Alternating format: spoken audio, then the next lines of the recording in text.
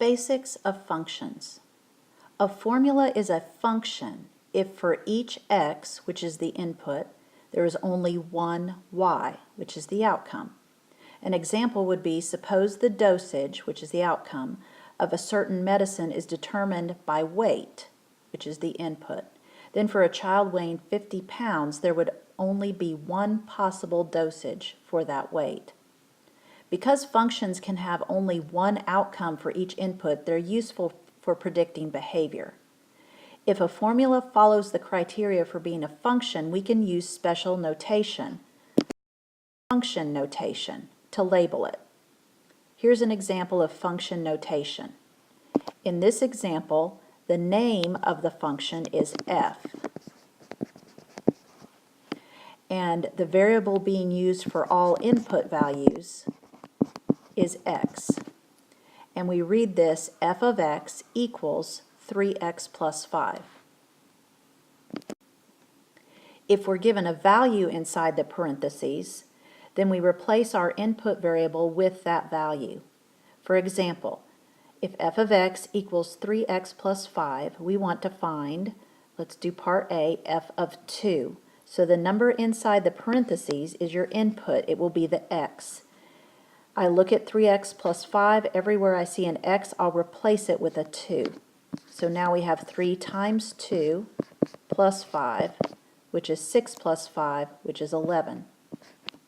Sometimes instead of numbers to replace the x, there are letters or even expressions. Part B is f of negative x. So that means everywhere I see an x, I replace it with a negative x. Then we would have 3 times negative x plus 5, which would be negative 3x plus 5. And that's all you can do with that. We're not trying to figure out what x equals. We're just simplifying. For part C, we have to replace x with 2 plus x. So I still have my 3, and then where the x used to be, we put 2 plus x, and then we still have plus 5. Now, distribute 6 plus 3x plus 5, and combine like terms, 11 plus 3x. Like that. Let h of m equal negative m squared plus 3m. When I have a negative in front of a variable, I like to put in the invisible 1 that lives there. Now for part A, we want to find h of negative 5. So everywhere I see an m, I'll replace it with negative 5. Then I have negative 1 times negative 5 squared plus 3 times negative 5. Negative 5 squared is positive 25 times the negative 1 would be negative 26, and 3 times negative 5 is negative 15. Now combining negative 26 and negative 15, oh not 26, 25, sorry. Now combining negative 25 and negative 15, we get negative 40. For part B, everywhere we see an m, we're going to replace it with a plus 2. So we have negative 1, and then parentheses a plus 2 all squared, plus 3 times a plus 2. The a plus 2 in parentheses squared means a plus 2 times a plus 2.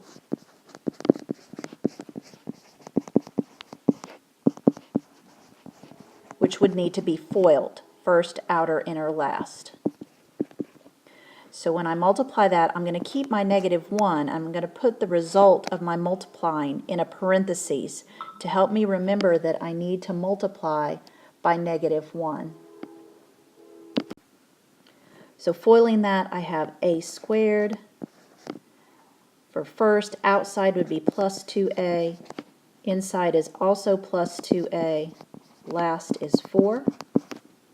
I can distribute my 3, 3a plus 6. Now I need to distribute my negative 1.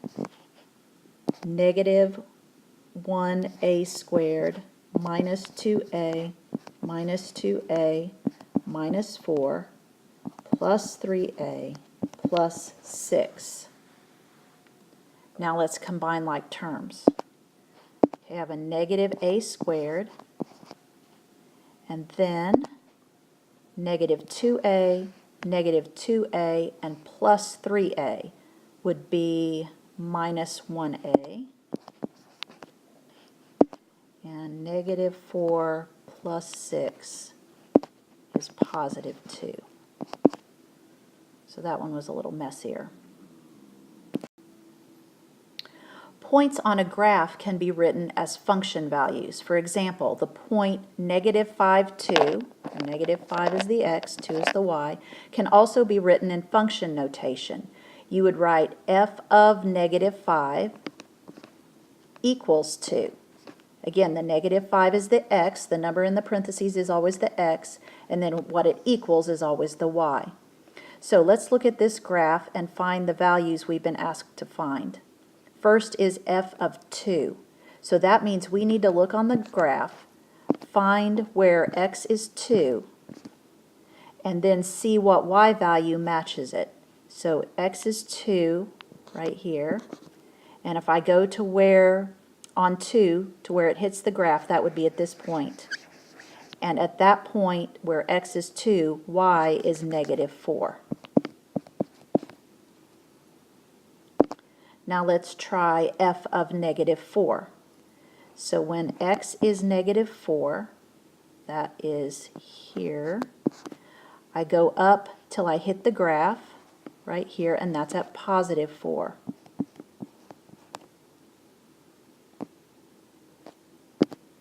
Then lastly, f of negative 1.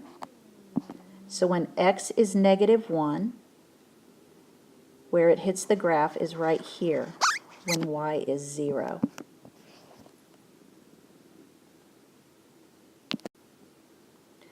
Now we're going to look for the domain and the range of a graph.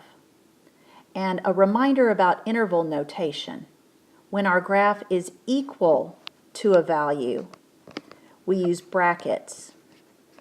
And when it's not equal, it goes up to it but does not include it, we use parentheses. So keep that in mind.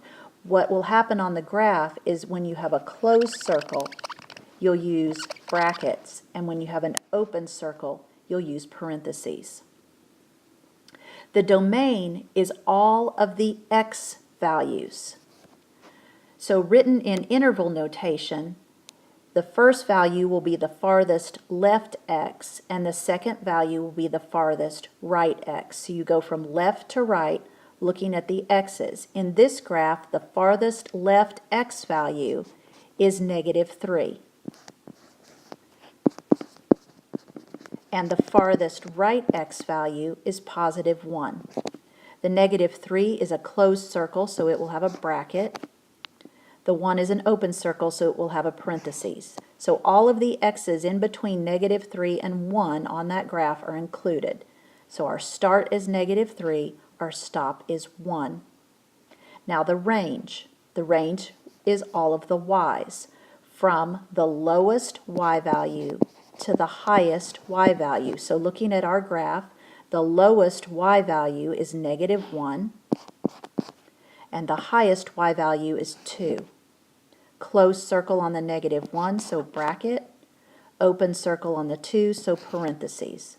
So domain runs from farthest left to farthest right, x values. Range runs from lowest y to highest y. Let's find the domain and range of this graph. So the domain goes from the farthest left x to the farthest right x. The farthest left x on this graph is the closed circle on negative 3. So it's closed, bracket. Then my graph goes towards the right forever and ever.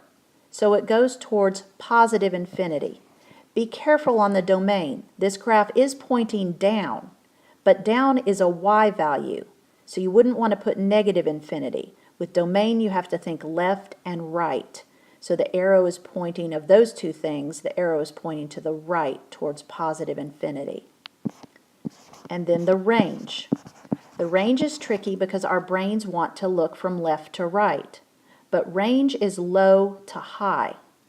So the lowest this graph goes is down towards negative infinity.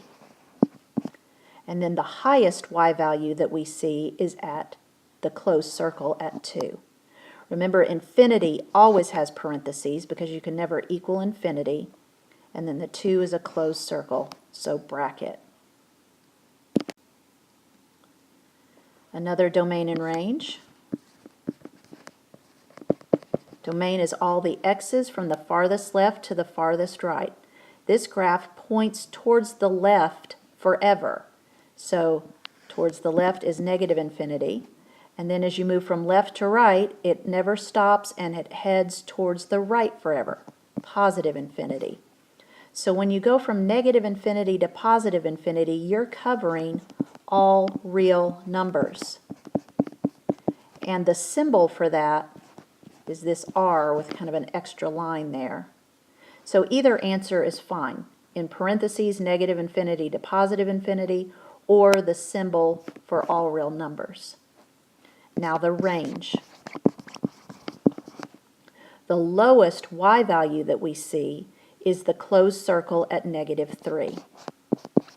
And then our graph goes up forever. So up is positive infinity. Now let's look at intercepts. X-intercepts are where the graph crosses the x-axis. So here's the x-axis, the graph crosses here and here. So our x-intercepts are at x equals positive 2 and at x equals positive 5. Those are the x-intercepts. The y-intercept, and if it's a function, it will only have one y-intercept. The y-intercept is where it crosses the y-axis, which would be here, where y equals negative 2. Now we're going to put together domain, range, x-intercepts, y-intercepts, and function values. So looking at this graph, let's figure out the domain. Domain is all of the x's from farthest left to farthest right. This graph goes to the left forever towards negative infinity and to the right forever without any breaks. So it goes from negative infinity to positive infinity, or you can write the symbol for all real numbers. The range. The range is the lowest y value to the highest y value. So if we look from bottom to top, it goes down forever is the lowest, down forever is negative infinity, up to the highest point where y equals 4. Now there's not a dot specifically drawn there, but the graph clearly passes through that. It's solid there. So that counts as a solid dot, and that would be a bracket. Now the x-intercept. There's 2 of them. It crosses the x-axis at negative 3 and also at 1. The y-intercept, where it crosses the y-axis, is at 3. Now we have to find the y values that go with the given x values. So I have an x value of negative 2. When I'm at negative 2 and I go up until I hit the graph, my y value that matches negative 2 is positive 3. The second one, f of 2, this is supposed to be a y, by the way, f of 2, so when x is 2, I look to the graph, and it goes down to right here. It's kind of hard to see, but it's touching right here, which would be at negative 5 for my y value.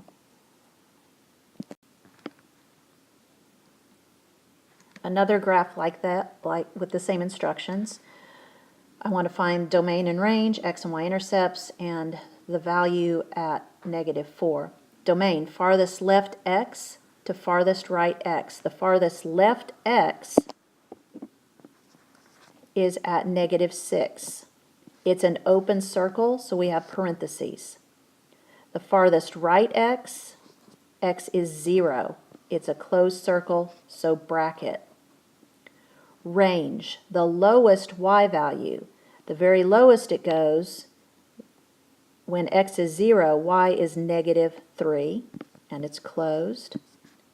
And then the highest it goes is the open circle where y is 4. Open circle is parentheses. X-intercepts. There's just one. It crosses the x-axis at negative 4. Y-intercept. The graph touches the y-axis at negative 3. Then we want to find the y value when x is negative 4. When x is negative 4 is right where the graph crosses, so the y value is 0.